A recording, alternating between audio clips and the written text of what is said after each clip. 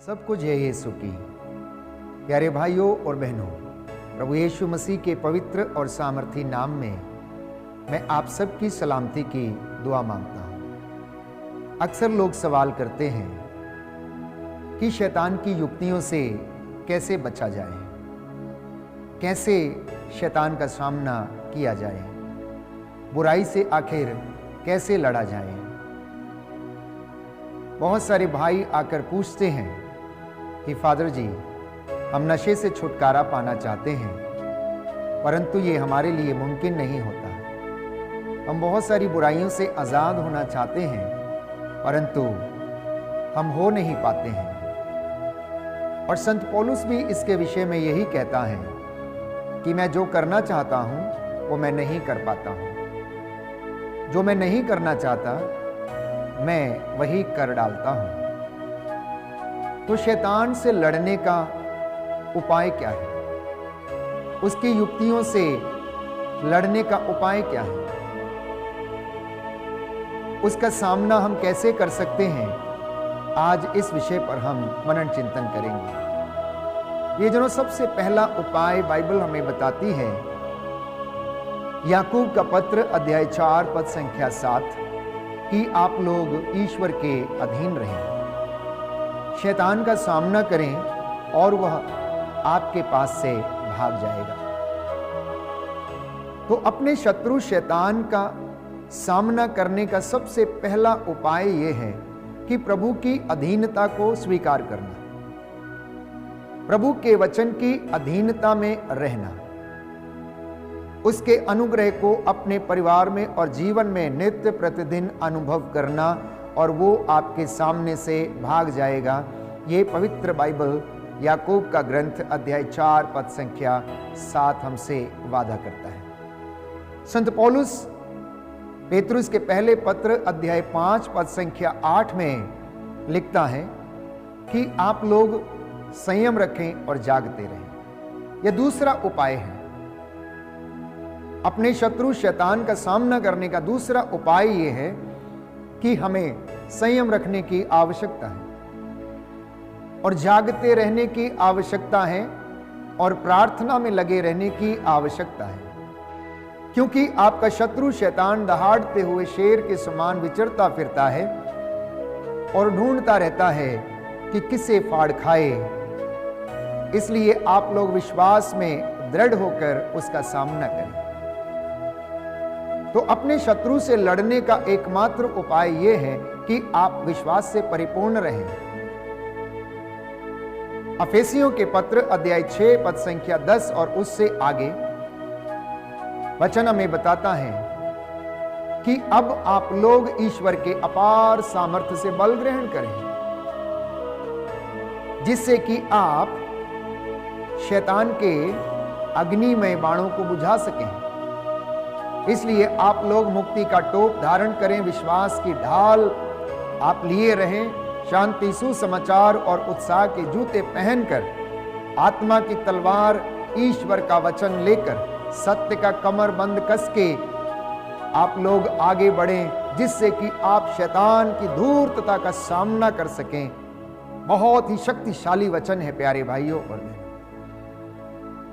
शैतान से और बुराई से और हर नष्ट कर देने वाली चीज से लड़ने का एकमात्र उपाय है कि ईश्वर के हथियार लेकर आप लोग आगे बढ़े। और ईश्वर के हथियार बाइबल हमें बताती है विश्वास, मुक्ति का टोप, आत्मा की तलवार, ईश्वर का वचन, सत्य का कमरबंद, शांति सुसमाचार, उत्साह के जूते। यदि एक विश्वासी के जीवन में प्रियजनों ये हथियार हैं तो वो शैतान का सामना कर सकता है, उसकी धूर्तता का, उसके षड्यंत्रों का सामना वो कर सकता है और उसके अग्निमय बाणों को बुझा सकता है। चौथा उपाय शैतान का सामना करने का कि आप लोग उससे बातचीत ना करें। डोंट कॉन्वर्स विद इवल, कि बुराई से आप बातचीत ना करें। शैतान की युक्तियों को ना तो सुने और ना ही उन युक्तियों को बनाने में लोगों का साथ दें।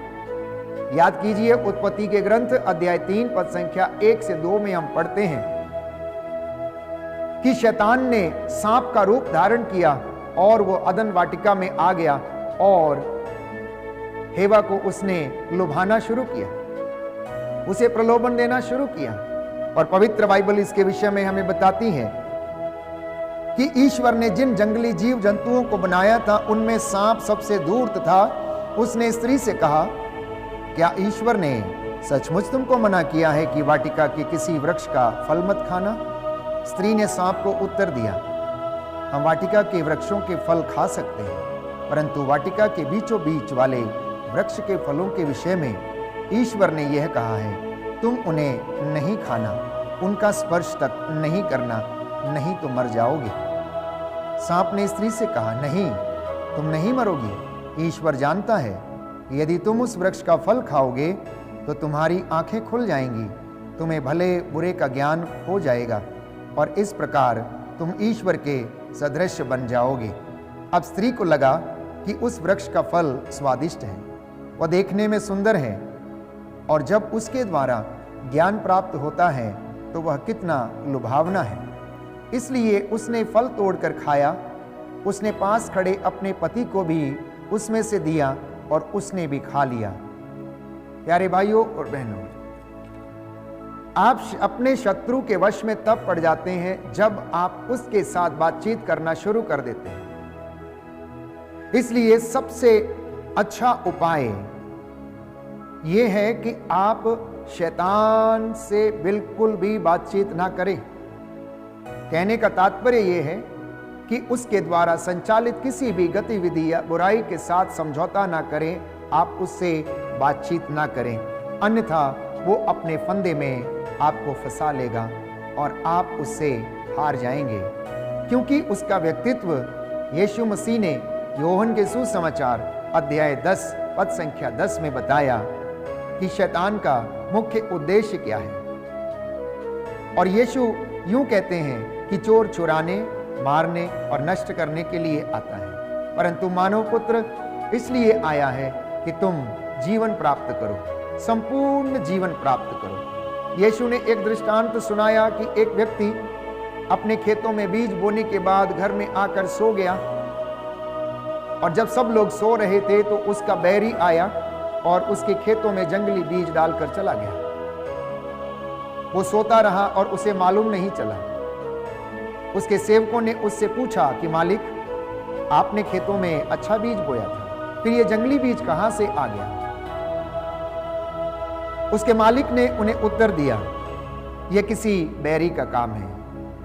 ठीक प्यारे भाइयों और बहनों, इसी तरह से बैरी आपके जीवन में, परिवार में, रिश्तों में आकर जंगली बीज बो देता है और हमारे जीवन को नष्ट करने लगता है। तो शैतान की धूर्तता का सामना करने का उपाय यह भी है कि आप उससे बातचीत ना करें।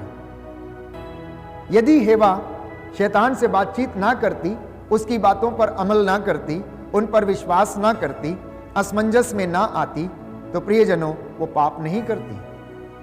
वो उसके प्रलोभन में फंस गई क्योंकि हेवा ने उससे बातचीत करना प्रारंभ किया। और जैसे ही वो बातचीत करना प्रारंभ करती है, उसके मन में अनेक प्रकार के विषय उठने लगते हैं। अच्छा होगा, नहीं होगा, हम अच्छे दिखने लगेंगे, हम परमेश्वर के जैसे दिखने लगेंगे।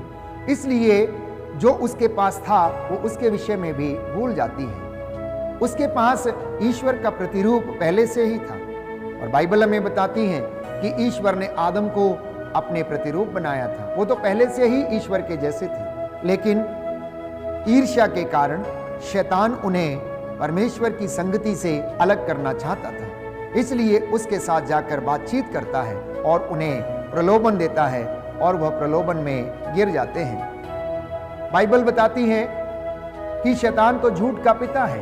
योहन का सुसमाचार अध्याय 8 पद संख्या 44, वो ये कहता है कि ईश्वर है ही नहीं, सब कुछ यूं ही चलता है, वह पवित्र नहीं है, गर्भपात कोई बात नहीं है, गलत रिश्ते कोई बात नहीं है, मारना, चोरी करना, नष्ट करना, ये उसका व्यक्तित्व है, ये उसका उद्देश्य है, ये उसका कार्य है। लेकिन परमेश्वर का वचन ये कहता है कि तुम्हारा परमेश्वर पवित्र है। कहता है मैं पवित्र हूं, इसलिए तुम भी मेरे लिए पवित्र बनो। मेरा नाम सत्य है। वो सत्य का परमेश्वर प्यारे भाइयों और बहनों हम लोगों को भी सत्य की ओर लेकर जाना चाहता है, प्रकाश की ओर आमंत्रित करता है। हम सत्य के प्रकाश में आगे बढ़ें, वो इस विषय पर हमें समझाना और बताना चाहता है। एक और विशेष उपाय शैतान की धूर्तता का सामना करने का यह है कि आप लोग उपवास करें और प्रार्थना करें। आप लोग उपवास करें और प्रार्थना करें। पारिवारिक बंधनों को तोड़ने का एकमात्र उपाय उपवास और प्रार्थना है। शैतानी बंधनों से, तंत्र मंत्र से, जादू टोने से आजाद होने का एकमात्र उपाय प्रार्थना और उपवास है, क्योंकि बाइबल में यीशु मसीह ने यह कहा कि ये जाति बिना उपवास और प्रार्थना के नहीं निकाली जा सकती। इसलिए विश्वासी को परमेश्वर पर विश्वास करते हुए बड़े आत्मविश्वास के साथ अपने गुनाहों के लिए तौबा करते हुए प्रार्थना में लगे रहना अनिवार्य है। उपवास के साथ शैतान की धूर्तता का सामना आप लोग कर सकते हैं, क्योंकि शैतान हमारे शरीर पर वार करता है। इसलिए वो हमारे शरीर को इस तरह से नाजुक बना देता है कि ये शरीर वासना की ओर संचालित होता है। इसे भूख लगती है, ये तड़पता है, इसमें दर्द होता है, और उस चीज को मिटाने के लिए, इन दर्दों को मिटाने के लिए, उन सारी वासनाओं को पूरा करने के लिए ये शरीर से गलत कार्य करवाता है। प्रियजनों, शैतान को मालूम है कि आत्मा बचाई जा सकती है। परमेश्वर हमारी आत्मा की रक्षा करता है, हमारी आत्माएं बचा ली जाएंगी। इसलिए वो हमारे इन तमाम जीवन में हमारी आत्मा को भी नष्ट करने का प्रयास करता है। और आत्मा को नष्ट करने का जो उसके पास उपाय है वो है ईर्ष्या, वो है क्रोध, वो है गर्भपात, वो है प्यारे भाइयों और बहनों आत्माओं का विनाश। परंतु परमेश्वर नहीं चाहता कि एक भी व्यक्ति खो जाए, एक भी व्यक्ति का सर्वनाश हो जाए। इसलिए संतों के जीवन में एकमात्र उद्देश्य यह था कि प्रभु के लोगों की आत्माओं को कैसे बचाया जाए, आत्माओं को परमेश्वर की ओर कैसे अभिमुख किया जाए, उन्हें कैसे परमेश्वर की ओर लाया जाए। इसलिए शैतान की युक्तियों को जानने का प्रयास कीजिए। कोई व्यक्ति यदि क्रोध अपने जीवन में बनाए रखता है, ईर्ष्या से, अहंकार से भरा हुआ है, तो वो कभी भी ईश्वर के दर्शन नहीं कर सकता है, वो कभी भी ईश्वर के अनुग्रह को प्राप्त नहीं कर सकता है। क्योंकि अहंकारी और घमंडी, बाइबल कहती है, ईश्वर के दर्शन नहीं करेगा। जिस व्यक्ति के मन में क्रोध है वह आशीषों को ब्लॉक किए रहता है, क्योंकि क्रोध मन को खा जाता है और ईर्ष्या आत्मा को खा जाती है। क्रोध मन को खा जाता है और ईर्ष्या हमारी आत्मा को खा जाती है। ईर्ष्या के कारण पाप इस दुनिया में आया और पाप का वेतन मृत्यु है। सबसे पहले स्वर्ग में इब्लीस ने परमेश्वर के विरुद्ध युद्ध छेड़ दिया और उनसे ईर्ष्या के कारण वो दूर चला गया। उसने अपने प्यादों से कहा कि तुम लोग मेरी आराधना करो, ईश्वर की आराधना नहीं। ईर्ष्या के कारण वो पाप में गिर गया और इस दुनिया में मृत्यु आ गई। इतना ही नहीं, शैतान से लड़ने का सबसे अच्छा उपाय यह भी है कि आप लोग सत्य बोलें, आप लोग उन बातों को बोलें जो कि दूसरों को जीवन प्रदान करती है। सकारात्मक सोच के साथ परमेश्वर के वचनों को दोहराएं और एक दूसरे के लिए आशीर्वाद का कारण बने, क्योंकि बाइबल हमें बताती है कि परमेश्वर ने आशीर्वाद और मृत्यु, आशीर्वाद और श्राप दोनों हमारी जुबान के अधीन किया है। यदि हमारी जुबान आशीष का कारण बनती है तो लोग इससे आशीष प्राप्त करेंगे, और यदि ये श्राप देती हैं तो लोग इसके द्वारा श्रापित हो सकते हैं। तो सत्य बोलकर शैतान का सामना करना और आप विजय प्राप्त करेंगे, और परमेश्वर शीघ्र ही शैतान को आपके पैरों के तले डाल देगा और आपको आशीष प्रदान करेगा। क्योंकि बाइबल हमें बताती है, योहन का पहला पत्र अध्याय 4 पद संख्या 4 में, कि बच्चों तुम लोग ईश्वर के हो, बच्चों तुम लोग ईश्वर के हो। जितने भी लोग इस वक्त मुझे सुन रहे हैं, आप विश्वास करना कि आप ईश्वर की चुनी हुई प्रजा हैं, आप उसके बेटे और बेटियां हैं, आप उसके अनुग्रह के पात्र हैं, आप लोग उसके अपने बच्चे हैं, आप लोग उसके द्वारा बुलाए गए, निमंत्रित किए गए, पवित्र किए गए लोग हैं। इसलिए संत पौलुस योहन के पहले पत्र में लिखता है कि बच्चों, तुम लोग ईश्वर के हो, तुमने उन लोगों पर विजय पाई है, क्योंकि जो तुम में है वह उससे महान है जो संसार में है। आप लोगों ने उसके ऊपर विजय पाई है। शैतान की हर बात पर विजय पाने का आपको सामर्थ्य दिया गया है। संत पौलुस कहता है कि आप लोगों को ऐसा कोई भी प्रलोभन नहीं दिया गया है जो आपकी शक्ति के परे हो। इसलिए आप बड़ी दृढ़ता के साथ परमेश्वर के वचनों पर विश्वास करें और शैतान की धूर्तता का सामना करने के लिए आप लोग खड़े हो जाएं।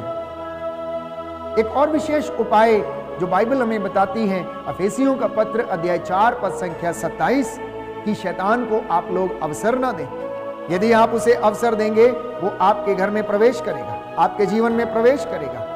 अक्सर हमारे जीवन में किसी बुराई की जब शुरुआत होती है तो वो बहुत छोटी होती है, लेकिन जब वो बुराई आदत बन जाती है तो एक बड़ा रूप ले लेती है और जीवन को नष्ट कर देती है। उदाहरण के लिए, एक व्यक्ति जब नशा करना शुरू करता है तो वो थोड़े से नशे से उसकी शुरुआत करता है। एक ड्रग्स लेने वाला हो सकता है पहली बार उस नशे को सेवन करे या उस नशीले पदार्थ को सेवन करता है और वह उसको अपने ही रंग में रंगने लगती है और धीरे धीरे उसकी मात्रा बढ़ने लगती है और उसका शरीर, उसकी आत्मा, उसका मन नष्ट होने लगता है और वो परमेश्वर से दूर चला जाता है।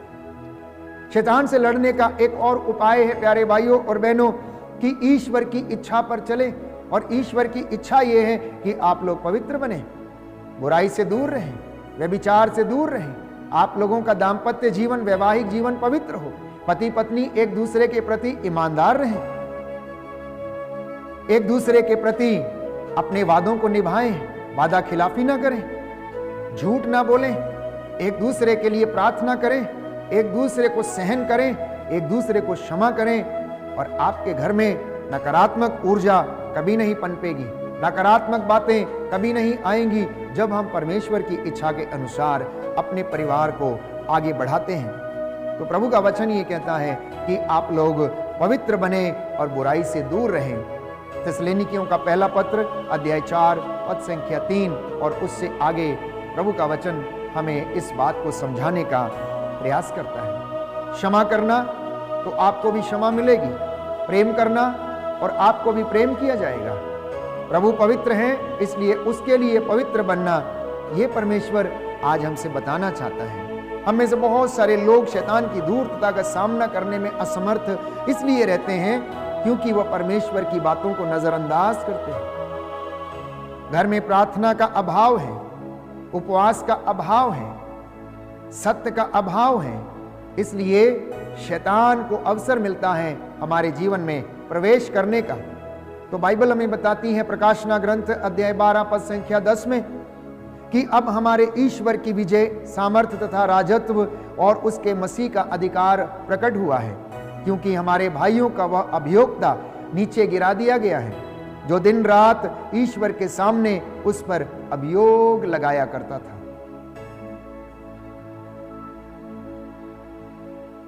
इसलिए प्रियजनों, हमें इस बात पर मनन चिंतन करने की आवश्यकता है कि हम परमेश्वर में विजयी व्यक्ति हैं। परमेश्वर ने हमें अपने पुत्र यीशु मसीह के द्वारा विजयी बनाया है। उसने हमें आशीष और अनुग्रह प्रदान किया है जिससे कि हम उसकी कृपा में निरंतर बढ़ते रहें। प्रियजनों, अक्सर हम लोग अपने जीवन में डर जाते हैं, हमारे अंदर भय का दुष्ट आत्मा काम करता है और हम अविश्वास की ओर बढ़ने लगते हैं। हमें विश्वास नहीं होता है, हम बाइबल के वचनों पर वाद विवाद करने लगते हैं, उसमें क्या अच्छा है क्या बुरा है, ऐसा होना चाहिए था, वैसा होना चाहिए था, ऐसा क्यों नहीं हुआ, और वे यीशु मसीह की दिव्यता पर शक करने लगते हैं। इन तमाम बातों से शैतान को प्राथमिकता मिलती है। लेकिन मैं आपको बता देना चाहता हूं, मैं प्रभु यीशु के पवित्र सामर्थी वचन के द्वारा आपको स्पष्ट कर देना चाहता हूं कि याकूब के विरुद्ध अभिचार व्यर्थ है। इज़राइल के विरुद्ध कोई तंत्र मंत्र जादू टोना नहीं चलता है। गणना ग्रंथ अध्याय 23 पद संख्या 23 में यह वचन स्पष्ट करता है। इसलिए प्रभु यीशु ने कहा, घबराना मत, तुम मुझ में विश्वास करना और ईश्वर में विश्वास करना जिसने मुझे भेजा है। और उसने मुझे इसलिए भेजा है कि मैं जाकर आप लोगों को संदेश सुनाऊं, आप लोगों को रिहा करूं, आप लोगों को उद्धार दिलाऊं, आप लोगों के लिए प्रायश्चित करूं। मैं उसकी इच्छा पूरी करने के लिए आया हूं। इसलिए मसीहों को, विश्वासियों को डरने की बिल्कुल भी जरूरत नहीं है। इतना ही नहीं, यीशु मसीह हमें आत्मविश्वास दिलाते हैं।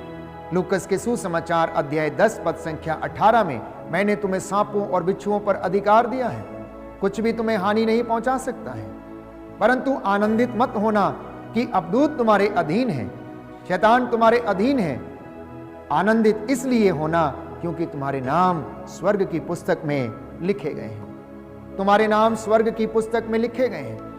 हर दिन, हर पल, हर क्षण अपने आप को प्रभु के पवित्र लहू से संरक्षित करना, सिर से लेकर पांव तक अपने शरीर को प्रभु के पवित्र सामर्थी लहू से विलेपन करना और अपने घर को भी विलेपन करना और क्लेम करना कि प्रभु यीशु आप मेरे मुक्तिदाता हैं, प्रभु यीशु आप मेरे गडरिया हैं, प्रभु यीशु आप मेरे जीवन के मुखिया हैं, प्रभु यीशु आप मेरे परिवार के मुखिया हैं। इसलिए मुझे संचालित कीजिए। आज मेरे मन, आत्मा, हृदय पर, मेरे विचारों पर अधिकार लीजिए और मेरा जीवन, मेरी बातें, मेरा उठना बैठना, मेरा चलना फिरना आपके जैसे बन सके। और वो हमें आशीष प्रदान करेगा, वो हमें जीवन प्रदान करेगा प्यारे भाइयों और बहनों। और हम प्रभु यीशु मसीह के वचन के साथ उसके पवित्र 5 घावों की योग्यता से शैतान की धूर्तता का सामना कर पाएंगे। और बाइबल कहती है, रोमियो के पत्र अध्याय 16 पद संख्या 20, शांति का ईश्वर शीघ्र ही शैतान को आपके पैरों के तले कुचल देगा। हमारे प्रभु ईसा मसीह की कृपा आप लोगों पर बनी रहे। शक्तिशाली सामर्थ्यवान वचन है और प्रभु इसमें हमसे वादा करता है कि शक्तिशाली परमेश्वर शैतान को शीघ्र ही आपके पैरों के तले डाल देगा और कुचल देगा। और परमेश्वर का अनुग्रह, ईसा मसीह का अनुग्रह आप लोगों पर और आपके परिवार पर सदा सर्वदा बना रहेगा, बशर्ते कि हम पवित्रता में जिएं, बशर्ते कि हम सत्य बोलें, प्रभु की आज्ञाओं का पालन करें, उसके वचनों को अपने जीवन में धारण करें, पवित्रता का जीवन बिताएं और उसकी आज्ञाओं का पालन करके हम आगे बढ़ते जाएं। आज के ये वचन आपके जीवन में 100 गुना फल लाएं। मैं आपके लिए प्रार्थना करूंगा, प्रभु यीशु आप लोगों को आशीष प्रदान करें और हम शैतान की धूर्तता का सामना करने में हमेशा समर्थ बने रहें। आमीन।